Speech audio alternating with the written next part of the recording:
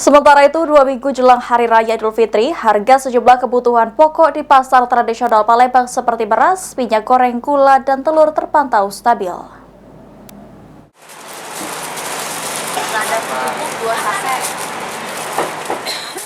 Harga sejumlah sembako seperti beras, minyak goreng, gula, dan telur di pasar Palembang relatif stabil tanpa kenaikan signifikan. Sejumlah pedagang di pasar Lebaba mengatakan selama Ramadan ini tidak ada kenaikan maupun penurunan harga sembako.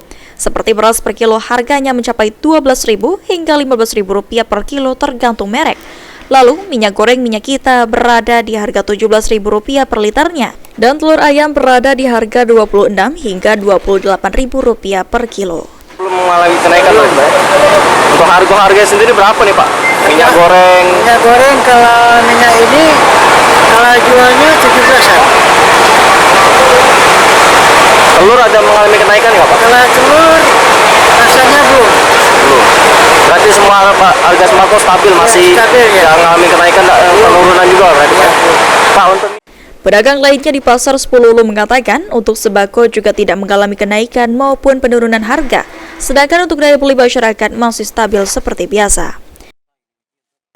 untuk telur belum ada kenaikan. Berapa harganya Bu sekarang per kilo? 27. 27. Kalau minyak sayur? Minyak sayur mantep deh. Kalau kemasan 17, kalau yang kiloan 19. Kalau gula Bu? Gula mantep. Berapa per kilo? 17,5 sekilonya.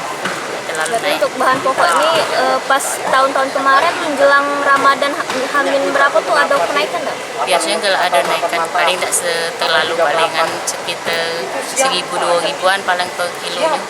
Tapi kalau yang itu untuk sekarang stabil harganya? stabil masih. Nggak ada Mungkin kenaikan. seminggu lagi kemungkinan ada naik.